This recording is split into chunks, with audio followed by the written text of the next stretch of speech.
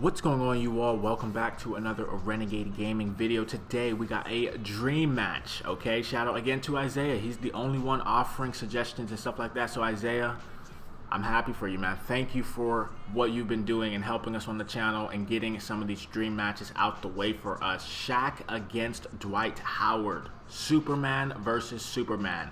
The latter versus the former. Today we're going to put that to the test. We got a 98 overall Lakers Shaq, of course, as you all have seen in the past two episodes of this Blacktop Battles, against a 93 overall Dwight Howard. I'm curious to see how this plays out because Dwight Howard has that lean athletic body type in game. Dwight Howard, Dwight Howard has that lean athletic body type. Shaq has that like raw, right, straight up heavier play style body type where he can body you. Okay, we've seen Shaq against Hakeem Olajuwon. We've seen Shaq against Wilt Chamberlain. Now we see a quicker center, a quicker big man in Dwight Howard, who has the dribbling capabilities from when he was playing for the Orlando Magic in his prime, but also has the defense. So I'm curious to see what Shaq's able to do against him. As you guys know, with Blacktop Battles, we go to 11 points, half of 21 basically. Like, that is the best way I can put it. But I mean, Dwight Howard so far is looking good. He forces Shaq to take a jump shot, gets the rebound. So I'm curious, right, how this is going to go. I got another one coming soon, but it's with two different players. So in the next one, it's with two different players. No Shaq in the next one. So I hope you guys enjoyed this one. But again, shout out to Isaiah. He suggested this one and he suggested another one. So straight up, you are a real one, Isaiah. I appreciate your support, brother. You are putting in the work, and I'm just letting it play out and showing you what would happen in a 1v1 matchup if these two in their athletic prime were to play up against each other.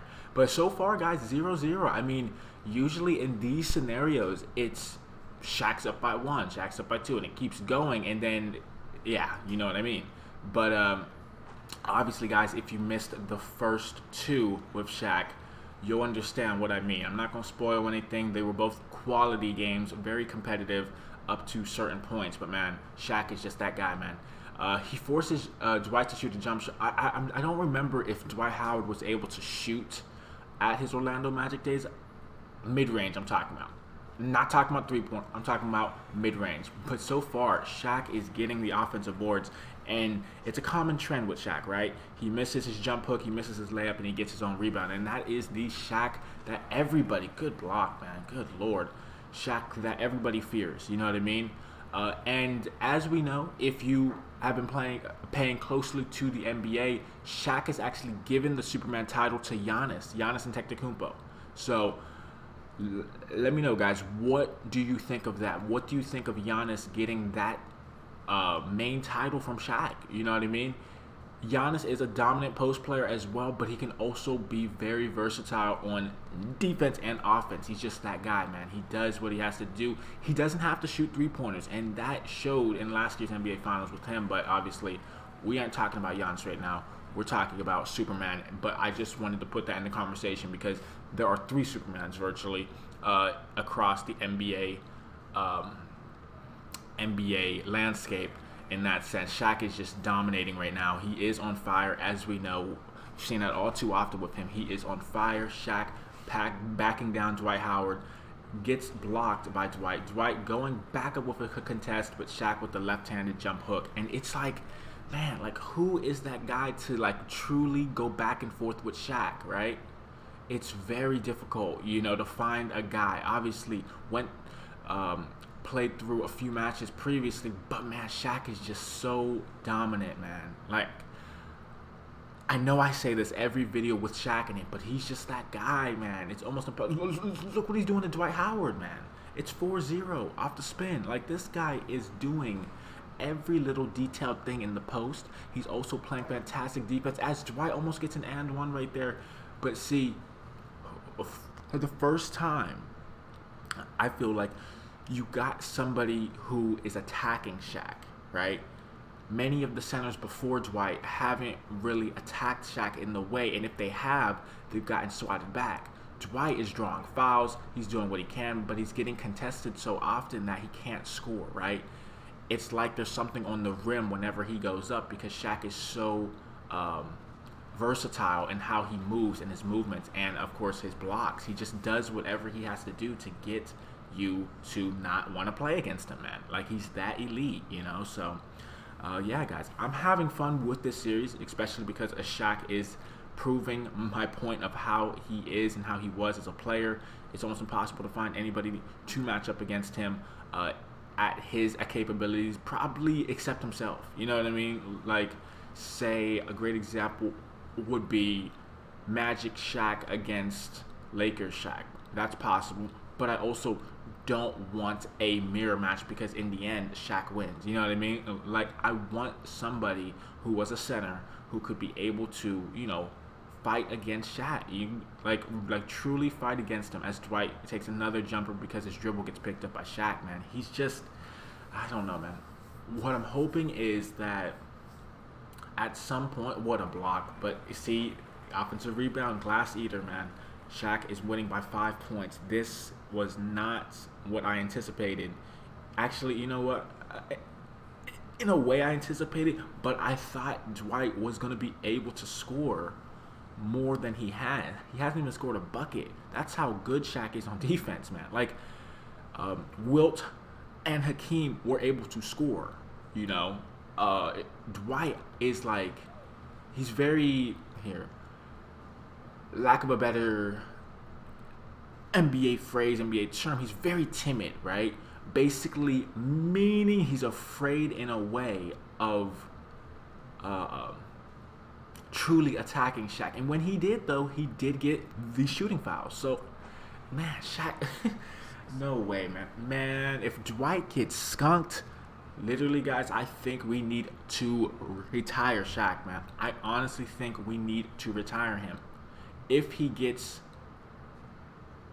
literally 11-0, if he gets 11-0, it's like, okay, bro, like, I don't want to see any more matches with Shaq, and I'm not going to even put anybody up against Shaq, man. Like, it's enough. Jesus, man. 7-0 right now. Wow.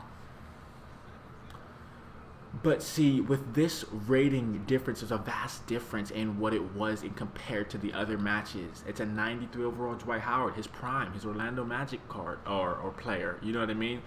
Traveling violation from Dwight. It only gets worse. It only gets worse.